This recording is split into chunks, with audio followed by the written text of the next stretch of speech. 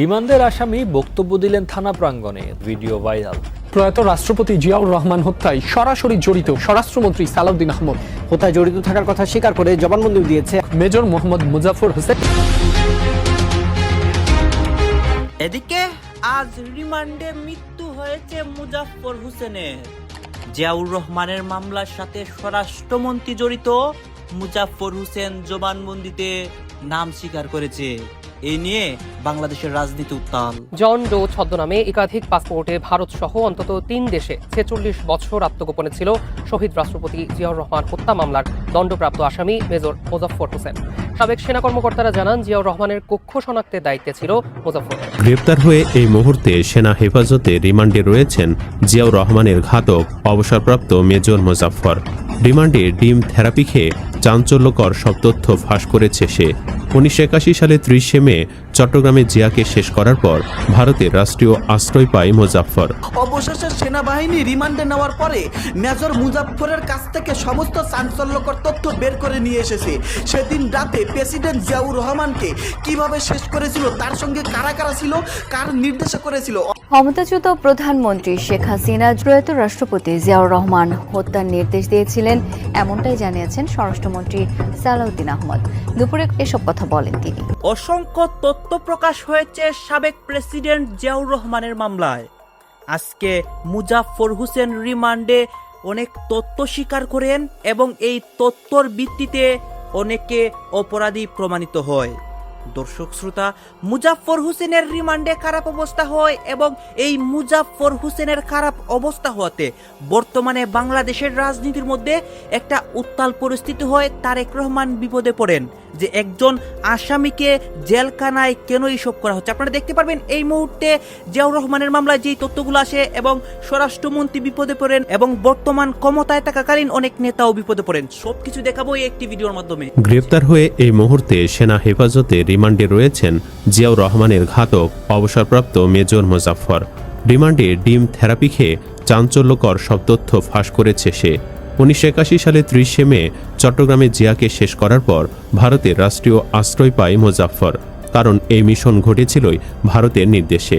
সেখানে দীর্ঘদিন ভারতের গোয়েন্দা এর একজন সক্রিয় কর্মকর্তা হিসেবে কাজ এবং ট্রেনিং পেয়েছেন মুজাফফর। অভিযোগ উঠেছে এবার নাকি তারেক রহমানকে শেষ করতে দেশে এসেছিল সেনাবাহিনীর এই সাবেক কর্মকর্তা। আরও কি তথ্য ফাঁস করল মুজাফফর, চলুন বিস্তারিত জেনে নেওয়া যাক। বিএনপির প্রতিষ্ঠাতা ও সাবেক প্রেসিডেন্ট জিয়াউর রহমান নিহতের বিষয়ে বেরিয়ে আসছে চাঞ্চল্যকর নানা তথ্য। ইতোমধ্যে গা শিউরে ওঠার মতো তথ্য দিয়েছেন ৪৫ বছর পর গ্রেপ্তার হওয়া সাবেক সেনা কর্মকর্তা মেজর মুজাফফর হোসেন। জিজ্ঞাসাবাদে এই ঘাতক বর্ণনা করছেন ইতিহাসের অন্যতম আলোচিত কিলিং মিশনের আদ্যপান্ত। জিয়াউর রহমানকে প্রথম কে গুলি করেন, মরদেহ প্রথম কে বা কারা সরিয়েছিল, কিভাবে মরদেহ ট্রাকে বা অন্য কোথাও নেওয়া হয়েছিল এবং পরবর্তী সময়ে ঘাতকরা কিভাবে কার সাহায্যে পালিয়ে গিয়েছিল, সবকিছু হুবহু বিবরণ তিনি দিয়েছেন। তবে কিছু ক্ষেত্রে তিনি নিজেকে আড়াল করার চেষ্টাও করেছেন। এই মিশনের পেছনে ভারতের এবং সেদেশের সরকারও জড়িত ছিল না সে সম্পর্কেও নাকি কথা বলেছেন মুজাফফর। কিন্তু রাষ্ট্র এবং গোপনীয়তা রক্ষার্থে এসব কথা এখনই প্রকাশ করতে চায়নি সেনাবাহিনী। যেহেতু তারেক রহমান তার বাবার আদর্শে দেশ পরিচালনা করছেন, তাই তাকেও নিজেদের জন্য হুমকি মনে করে ভারত। ভারতীয় আধিপত্যবাদ ও একপক্ষীয় নীতির বিরুদ্ধে দীর্ঘদিন ধরে প্রকাশ্যে অবস্থান নেওয়ায় সর্বোচ্চ নিরাপত্তার ঝুঁকিতে রয়েছেন বিএনপির ভারপ্রাপ্ত চেয়ারম্যান তারেক রহমান। এমনটাই দাবি করেছে নিরাপত্তা সংশ্লিষ্ট একাধিক সূত্র। ঝুঁকিতে থাকা অন্তত ৫০ জন রাজনৈতিক নেতা, ছাত্রনেতা, সাংবাদিক ও ধর্মীয় ব্যক্তিত্বের তালিকায় তারেক রহমানের নাম শীর্ষে রাখা হয়েছে। নিরাপত্তা সূত্রগুলোর মতে বাংলাদেশের সার্বভৌমত্ব, স্বাধীন পররাষ্ট্রনীতি, তিস্তা পানি বণ্টন, সীমান্ত হত্যা ও অসম বাণিজ্য ইস্যুতে তারেক রহমানের ধারাবাহিক ও কঠোর বক্তব্যই তাকে প্রধান টার্গেটে পরিণত করেছে। আন্তর্জাতিক ফোরাম, ভার্চুয়াল সভা এবং দলীয় নীতি নির্ধারণী বক্তব্যে ভারতের ভূমিকা নিয়ে তার স্পষ্ট অবস্থান দীর্ঘদিন ধরেই আলোচনায় রয়েছে। গোয়েন্দা পর্যবেক্ষণে উঠে এসেছে তারেক রহমানকে ঘিরে হুমকির ধরন বহুমাত্রিক। সরাসরি শারীরিক ঝুঁকির পাশাপাশি ডিজিটাল নজরদারি, অনলাইন চরিত্র হনন, ভুয়া তথ্য প্রচার এবং ঘনিষ্ঠজনদের মাধ্যমে চাপ সৃষ্টির চেষ্টার তথ্য পাওয়া গেছে। সংশ্লিষ্ট বিশ্লেষকদের মতে এটি একটি পরিকল্পিত মনস্তাত্ত্বিক চাপ প্রয়োগের কৌশল। নিরাপত্তা কর্মকর্তারা বলেন, তারেক রহমান শুধু একটি রাজনৈতিক দলের নেতা নন, বরং ভারতীয় আধিপত্যবাদ বিরোধী রাজনীতির একটি প্রতীকী মুখে পরিণত হয়েছেন। ফলে তার বিরুদ্ধে যে কোনো হুমকি দেশের রাজনৈতিক স্থিতিশীলতার জন্য ঝুঁকি তৈরি করতে পারে। নিরাপত্তা বিশ্লেষকদের মতে তারেক রহমান কেবল একটি রাজনৈতিক দলে নেতা নন, বরং ভারতকেন্দ্রিক আঞ্চলিক রাজনীতিতে বাংলাদেশের সার্বভৌম স্বার্থের প্রশ্নে একটি প্রতীকী কণ্ঠে পরিণত হয়েছেন। দেশের ভেতরে ও আন্তর্জাতিক পরিসরে তার বক্তব্য নিয়মিত আলোচনার জন্ম দিচ্ছে, যা তাকে সমর্থকদের কাছে জনপ্রিয় এবং সমালোচকদের কাছে সংবেদনশীল করে তুলেছে। রাজনৈতিক বিশ্লেষকদের মতে তারেক রহমানের নেতৃত্বে বিএনপি ভারতের সঙ্গে সম্পর্ক প্রশ্নে নীরব কূটনীতির বাহিরে এসে প্রকাশ্য রাজনৈতিক অবস্থান নিয়েছে। এতে করে ভারতের আধিপত্যবাদ বিরোধী শক্তিগুলো একটি স্পষ্ট নেতৃত্ব ও দিক নির্দেশনা পাচ্ছে বলে তারা মনে করেন। তারেক রহমানের পাশাপাশি আরও কয়েকজন রাজনৈতিক নেতা, ছাত্রনেতা ও ধর্মীয় ব্যক্তিত্ব এই অবস্থানের কারণে আলোচনায় থাকলেও আন্দোলনের কৌশল, আন্তর্জাতিক যোগাযোগ এবং রাজনৈতিক প্রভাব, এই তিন বিবেচনায় তারেক রহমানই বর্তমানে সবচেয়ে গুরুত্বপূর্ণ মুখ বলে বিশ্লেষকদের অভিমত। রাজনৈতিক পর্যবেক্ষকরা বলছেন, ভারতীয় আধিপত্যবাদ বিরোধী রাজনীতি আগামী দিনে বাংলাদেশের অভ্যন্তরীণ রাজনীতিতে আরও বড় প্রভাব ফেলতে পারে। জন ডো ছদ্মনামে একাধিক পাসপোর্টে ভারত সহ অন্তত 3 দেশে 46 বছর আত্মগোপনে ছিল শহীদ রাষ্ট্রপতি জিয়াউর রহমান হত্যা মামলার দণ্ডপ্রাপ্ত আসামি মেজর মোজাফফর হোসেন। সাবেক সেনা কর্মকর্তারা জানান, জিয়াউর রহমানের কক্ষ শনাক্তের দায়িত্বে ছিল মোজাফফর। শুধু হত্যাই নয়, গোপনে মরদেহ দাফনের পরিকল্পনাও ছিল তার। তদন্তে উঠে আসছে তার দীর্ঘ পলাতক জীবন, ভুয়া পরিচয় ও জিয়া হত্যাকাণ্ডের নেপথ্যের নতুন তথ্য। 1981 সালে 23 মে ভোরে চট্টগ্রামের সার্কিট হাউসে রাষ্ট্রপতি জিয়াউর রহমানকে শনাক্ত করে হত্যাকাণ্ড সম্পন্ন করার অন্যতম কুশীলব মেজর মোজাফফর। এরপর চট্টগ্রামের রাঙ্গুনিয়ায় গোপনে দাফনের মূল পরিকল্পনাও তার, বলছেন সাবেক সেনা কর্মকর্তারা। সামরিক আদালতে জিয়াউর রহমান হত্যাকাণ্ডের বিচারে 18 সেনা কর্মকর্তার সাজা হয়। এর মধ্যে 13 জনের মৃত্যুদণ্ড ও অন্যদের বিভিন্ন মেয়াদে কারাদণ্ড হয়। এ সময় মেজর খালেদ ও মোজাফফর পালিয়ে যান। গোয়েন্দা সূত্রগুলো বলছে, জন ডো ছদ্মনামে একাধিক পাসপোর্ট ছিল মেজর মোজাফফরের, এমনকি মেশিন রিডেবল পাসপোর্ট ও ই পাসপোর্টও ছিল তার। এত বছর কলকাতা, সিঙ্গাপুরে ভিন্ন নামে লুকিয়ে ছিল সে। সেনাবাহিনীর ঊর্ধ্বতন কর্মকর্তারা বলছেন, সরাসরি হত্যাকাণ্ডের সঙ্গে জড়িত ছিলেন মেজর মোজাফফর।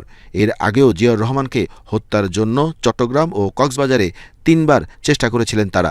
মোজাফফর যেই ওই সার্কিট হাউসে আইডেন্টিফাই করে জেনারেল যা কোন রুমে, উনি যখন ওনাকে যে খবর দিল তখনই কিন্তু লেফটেন্যান্ট কর্নেল মতি সরে যাও এবং he pounce emptied his entire Sten gun. 80 সালের ডিসেম্বর মাসে যখন বিএমএ পাসিং আউট প্যারেড হয়, তখন ওই বিএসএফ একটা ডিনারে কিন্তু অফিসাররা পিস্তল নিয়ে গিয়েছিল। ফেব্রুয়ারিতেও কিন্তু একটা এক্সারসাইজ ছিল কক্সবাজারে, যেখানে কিন্তু দ্বিতীয় অ্যাটেম্প করা হয়েছিল। বিশ্ব রাজনীতি, এরশাদকে সেনাপ্রধান করা, চট্টগ্রামের জিওসি জেনারেল মঞ্জুরকে স্টাফ কলেজে বদলি ও সেনাবাহিনীতে মুক্তিযোদ্ধা ও পাকিস্তান ফেরত অফিসারদের মধ্যে দ্বন্দ্বকে হত্যাকাণ্ডের মূল কারণ বলছেন সাবেক সেনা কর্মকর্তারা। জেনারেল মঞ্জুরকে কিন্তু খুব উচ্চ স্বরে বললেন, wait for your time and show due respect to general Ershad. এটা কিন্তু এই ঘটনার হার্ডলি ধরেন 10-12 দিন কি 2 সপ্তাহ আগে, এক্স্যাক্টলি আমার মনে নেই। এবং এরপরে জানেন জেনারেল মঞ্জুরকে কিন্তু ওখানে জিওসি থেকে রিমুভ করে ওনাকে বানালেন staff college commander. Major Mozaffar the first man যিনি জেনারেল মঞ্জুরকে ফোন করে বলেছিলেন দ্য প্রেসিডেন্ট ইজ কিল্ড। আবার পরের দিন সকালে জিয়াউর রহমানের লাশ নিয়ে যে রাঙ্গুনিয়া দাফন করা হয়েছিল, সেটাও কিন্তু মেজর মোজাফফর ছিলেন। আন্তর্জাতিক অপরাধ ট্রাইব্যুনালে অবসরপ্রাপ্ত মেজর জেনারেল মাসুদউদ্দিন চৌধুরীর মোবাইল ফোন আলাপের ফরেনসিক পরীক্ষায় মোজাফফরের তথ্য পায় প্রসিকিউশন।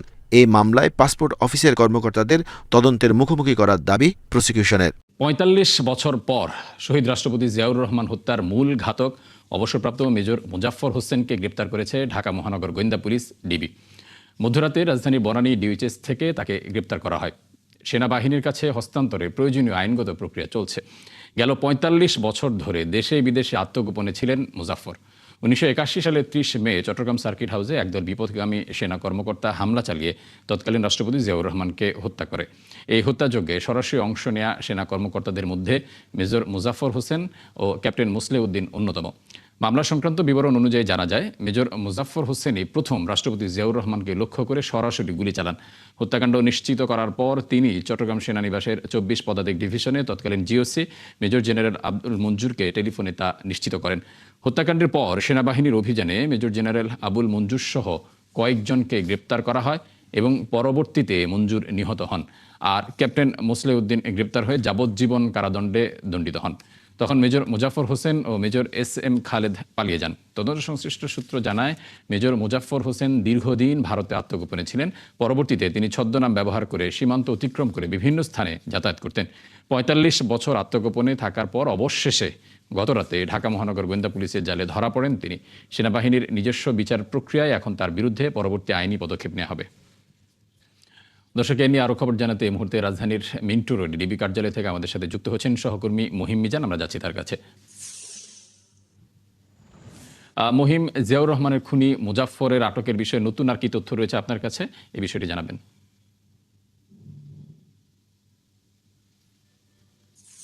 ফারুক, আপনি যেটি একটু আগে নিশ্চিত করলেন গণমাধ্যমের মাধ্যমে সারা দেশবাসীকে, যে মুজাফফর হোসেনকে আটকের পরবর্তীতে হস্তান্তরের যে আইনগত প্রক্রিয়া, সেই প্রক্রিয়াগুলো এরই মধ্যে ডিবি শুরু করেছে। কারণ আমরা এরই মধ্যে দেখেছি যে বাংলাদেশ সেনাবাহিনীর 2টি গাড়ি এর মধ্যে ডিবির যে প্রধান কার্যালয় মিন্টো রোডের প্রধান কার্যালয় প্রবেশ করেছে। গাড়ি দুটি কিন্তু এখনো বের হয়নি।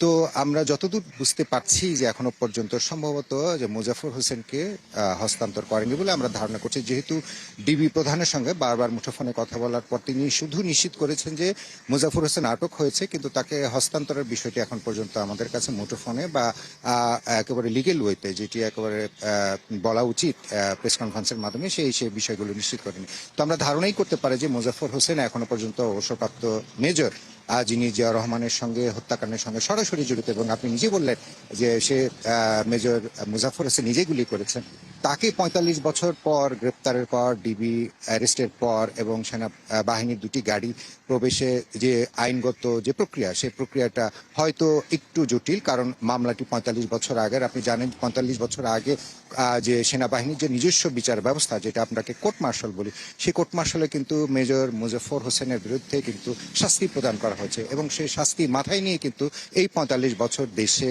বিদেশে বিভিন্ন জায়গায় তিনি নামে বেনামে আত্মপরিচয় গোপন করে তিনি অবস্থান করছিলেন।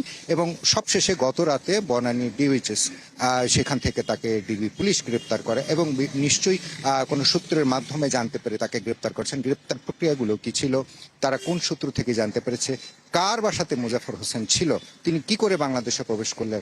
এখন 5 আগস্টের পর 2024-এর পর যখন বিএনপি বাংলাদেশ জাতীয়তাবাদী দলের উত্থান এবং পরবর্তীতে 2026-এর 12 ফেব্রুয়ারি যে নির্বাচনের মাধ্যমে যে বিএনপি সরকার ক্ষমতা আসবার পরও তার সাহস কি করে হলো যে একজন প্রধানমন্ত্রীর বাবা, যিনি রাষ্ট্রপতি ছিলেন খুবই জনপ্রিয়, তাকে হত্যা করার পর তিনি বাংলাদেশে অবস্থান করতে পারবেন, এই নিশ্চয়তা তাকে কে দিয়েছে, এবং কি প্রেক্ষিতে তিনি বাংলাদেশে আছেন এবং বনানী DOHS অবস্থান করছিলেন, কার সঙ্গে তার যোগসাজশ ছিল, কার সঙ্গে তার যোগাযোগ ছিল, এই সমস্ত কিছু যদি নতুন করে তদন্ত করতে হয় তাহলে সেই ক্ষেত্রে একটু এজাহার লাগবে, এবং সেই এজাহারের পরবর্তী তদন্ত প্রক্রিয়া, যে আইনগত যে প্রক্রিয়াগুলো। সময় এক চরম প্রতিশোধের নাম, একেই বলে প্রকৃতির নিখুঁত বিচার।